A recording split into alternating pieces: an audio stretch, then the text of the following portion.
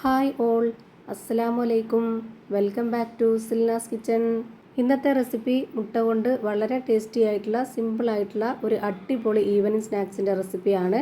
തയ്യാറാക്കിയെടുക്കാനും ഭയങ്കര സിമ്പിളാണ്, എന്നാൽ കഴിക്കാനും നല്ലൊരു വെറൈറ്റി ടേസ്റ്റുമാണ്. അപ്പോൾ ഇതെങ്ങനെയാണ് തയ്യാറാക്കുന്നതെന്ന് അറിയാനായിട്ട് വീഡിയോ സ്കിപ്പ് ചെയ്യാതെ മുഴുവനായിട്ടൊന്ന് കണ്ടു നോക്കണേ.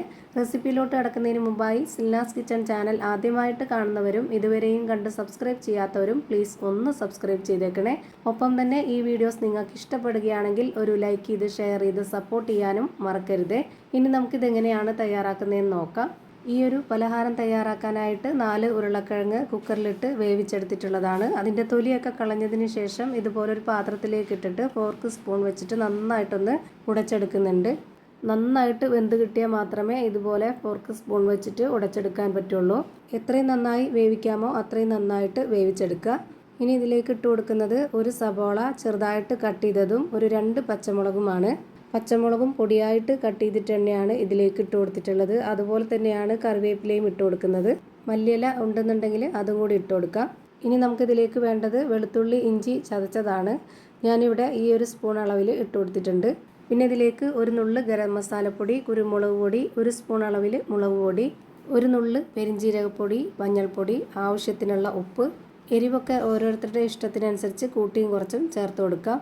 ഉപ്പും കൂടെ ഇട്ട് കൊടുത്തതിന് ശേഷം പിന്നെ നമുക്കിത് കൈ വെച്ചിട്ട് തന്നെ നന്നായിട്ടൊന്ന് കുഴച്ചിട്ടെടുക്കാം. കുഴച്ചിട്ടെടുക്കുമ്പോൾ നമ്മൾ കിഴങ്ങ് നല്ല ടൈറ്റായിട്ടാണ് ഇരിക്കുന്നത് എങ്കിൽ നമ്മളിതിലേക്ക് വേറെ പൊടികളൊന്നും ചേർത്ത് കൊടുക്കേണ്ട ആവശ്യമില്ല. ചില കിഴങ്ങ് നമ്മൾ വേവിച്ചെടുത്താലും ചെറുതായിട്ടൊരു വെള്ളം ഊറി നിൽക്കുന്ന പോലെ ഉണ്ടാവും. അങ്ങനെയാണെന്നുണ്ടെങ്കിൽ ഇതിലേക്ക് കുറച്ച് അരിപ്പൊടി ഇട്ട് കൊടുത്താൽ മതി. ഞാനിപ്പോൾ ഈ ഒരു കിഴങ്ങും മിക്സും ഒക്കെ നമ്മുടെ കയ്യിൽ ഉരുട്ടിയെടുക്കാൻ പാകത്തിനുള്ള അത്രയും ടൈറ്റായിട്ടിരിക്കുന്നതുകൊണ്ട് ഇതിലേക്ക് വേറെ പൊടികളൊന്നും ചേർത്ത് കൊടുത്തിട്ടില്ല. ഇനി നമുക്കിതിലേക്ക് വേണ്ടത് സമൂസ ഷീറ്റാണ്. ഞാനിവിടെ ഇതുപോലെ കുറച്ച് സമൂസ ഷീറ്റ് എടുത്തിട്ട് ഈ ഒരു വലിപ്പത്തിലൊന്ന് കട്ട് ചെയ്തിട്ട് എടുക്കുന്നുണ്ട്. ഇതുപോലെ നീളത്തിലൊന്ന് കട്ട് ചെയ്തിട്ട് എടുക്കാം. നമുക്ക് എത്രയാണോ ആവശ്യമായിട്ട് വരുന്നത് അത്രയും ഷീറ്റ് എടുത്തിട്ട് ഇതുപോലെ കട്ട് ചെയ്തിട്ട് എടുക്കുക. ഞാനിപ്പോൾ ഇതാ ഇത്രയും കട്ട് ചെയ്തിട്ട് എടുത്തിട്ടുണ്ട്. ഞാനിതൊരു വെറൈറ്റിക്ക് വേണ്ടിയിട്ട് ചെയ്തെടുക്കുന്നതാണ്. ഇത് പുറമേ നല്ല ക്രിസ്പി ആയിട്ടിരിക്കുകയും ചെയ്യും, കാണാനും നല്ല ഭംഗിയാണ്, ഒരു പ്രത്യേക ടേസ്റ്റുമാണ്. ഇനി ഇതിൽ നിന്ന് കുറച്ചെടുത്തിട്ട് നമ്മൾ കയ്യിൽ ഇതുപോലെ ഒന്ന് ഒരു ബോൾസ് ആക്കി എടുത്തതിന് ശേഷം അതിൻ്റെ നടുഭാഗത്ത് ഇതുപോലെ ഒന്ന് കുഴിയാക്കി കൊടുക്കുക. എന്നിട്ട് ഇതിലേക്ക് ഒരു മുട്ട പുഴുങ്ങിയെടുത്തതിനെ 2ആയിട്ട് കട്ട് ചെയ്തിട്ട് അതിലൊരു പകുതി ഇതിലേക്ക് വെച്ച് കൊടുത്തിട്ട് ഒന്ന് അമർത്തി കൊടുക്കുക. എന്നിട്ട് ഇതുപോലെ വീണ്ടും ഒന്ന് ബോൾസ് ആക്കി എടുക്കണം. ഈ ഒരു ഷേപ്പിൽ തന്നെ ചെയ്തെടുക്കാൻ പറ്റുള്ളൂ എന്നൊന്നുമില്ല, നമുക്ക് ഇഷ്ടമുള്ള ഏത് ഷേപ്പിൽ വേണമെങ്കിലും റെഡിയാക്കി എടുക്കാവുന്നതാണ്. ഇപ്പോൾ കണ്ടില്ലേ, ഈ ഒരു ഷേപ്പിൽ റെഡിയാക്കി എടുത്തതിന് ശേഷം ഇനി നമുക്കിതിലേക്ക് കട്ട് ചെയ്ത് വെച്ചിട്ടുള്ള ആ ഒരു സമൂസ ഷീറ്റിൽ ഇതുപോലെ ഒന്ന് പൊതിഞ്ഞെടുത്തതിന് ശേഷം നന്നായിട്ടൊന്ന് വീണ്ടും ബോൾസ് ആക്കി എടുക്കണം. ഈ ഒരു കിഴങ്ങിന് കോട്ടിങ് ആവശ്യമുള്ളവർക്ക് നമുക്ക് വേണമെന്നുണ്ടെങ്കിൽ കുറച്ച് മൈദപ്പൊടിയിൽ വെള്ളം ചേർത്തിട്ട് കലക്കിയെടുത്ത ആ ഒരു മിക്സിയിലേക്ക് നമ്മളിതൊന്ന് ഡിപ്പ് ചെയ്തെടുത്തതിന് ശേഷം പിന്നെ വേണമെന്നുണ്ടെങ്കിൽ ഈ ഒരു ഷീറ്റ് കോട്ട് ചെയ്തെടുത്താൽ മതി. കിഴങ്ങ് നന്നായിട്ട് ടൈറ്റായിട്ട് ഇരിക്കുന്നതുകൊണ്ട് തന്നെ ഞാനിപ്പോൾ ഇതിലേക്ക് അങ്ങനെയൊന്നും ചെയ്യുന്നില്ല, അല്ലാതെ തന്നെ നേരെ ഇതുപോലെ ഒന്ന് കോട്ട് ചെയ്തിട്ട് എടുത്തിട്ടുണ്ട്. ഇതേപോലെ തന്നെ നമുക്ക് എത്ര എണ്ണമാണോ ചെയ്തെടുക്കാനുള്ളത് അത്രയും ചെയ്തിട്ടെടുക്കുക. ഞാനിപ്പോൾ ഇതാ വീണ്ടും കുറച്ച് കിഴങ്ങെടുത്തിട്ട് ഇതുപോലെ കയ്യിലൊന്ന് ബോൾസാക്കി എടുത്തതിന് ശേഷം ഒന്ന് പ്രസ് ചെയ്തിട്ട് അതിലേക്ക് മുട്ട പുഴുങ്ങിയതിൻ്റെ പകുതി വെച്ച് കൊടുത്തിട്ടുണ്ട്. എന്നിട്ട് വീണ്ടും ഇതുപോലെ ഒന്ന് നന്നായിട്ട് ഒരു കറക്റ്റ് ഷേപ്പിലാക്കി എടുക്കുന്നുണ്ട്. ഇങ്ങനെ എടുത്ത ശേഷം നമ്മൾ വീണ്ടും ഈ ഒരു സമൂസ ഷീറ്റിലിട്ടിട്ട് ഒന്ന് കോട്ട് ചെയ്തിട്ടെടുക്കാം. ഇത്രയേ ഉള്ളൂ, ഭയങ്കര സിമ്പിളാണ് തയ്യാറാക്കി എടുക്കാൻ, കഴിക്കാനും ഒരു നല്ല വെറൈറ്റി ടേസ്റ്റാണ്.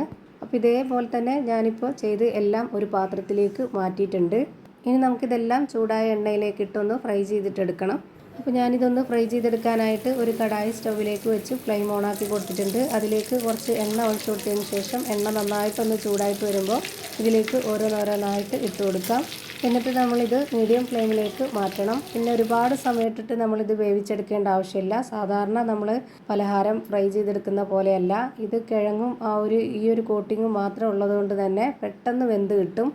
ഒരു 2 മിനിറ്റ് ഒരു ഭാഗം ഒന്ന് ഫ്രൈ ചെയ്തതിന് ശേഷം തിരിച്ച് 1 മിനിറ്റും കൂടെ ഈ ഒരു ഭാഗം കൂടെ ഒന്ന് ഫ്രൈ ചെയ്ത് കഴിഞ്ഞാൽ നമ്മുടെ ഈ ഒരു അടിപൊളി ടേസ്റ്റി ആയിട്ടുള്ള പലഹാരം റെഡിയായി കിട്ടും. അതിൽ കൂടുതലിട്ട് വേവിച്ച് കഴിഞ്ഞാൽ ഇത് പൊടിഞ്ഞു പോവും.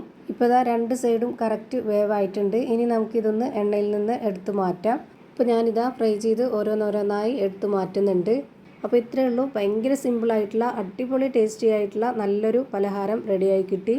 ഇത്രയേ ഉള്ളൂ ഇന്നത്തെ വീഡിയോ ഇഷ്ടമായാൽ ലൈക്ക് ചെയ്യാനും കമൻറ്റ് ചെയ്യാനും ഷെയർ ചെയ്യാനും മറക്കരുത്. അതുപോലെ തന്നെ ഞാനിടുന്ന പുതിയ വീഡിയോസ് നോട്ടിഫിക്കേഷനായിട്ട് കിട്ടുന്നതിന് വേണ്ടി സബ്സ്ക്രൈബ് ചെയ്ത് ബെല്ലൈക്കൺ അമർത്തി അതിൽ ഓൾ എന്ന ഓപ്ഷൻ എനേബിൾ ചെയ്ത് കൊടുക്കാനും മറക്കരുത്. പുതിയൊരു വീഡിയോയുമായി വീണ്ടും വരും. Thank you for watching.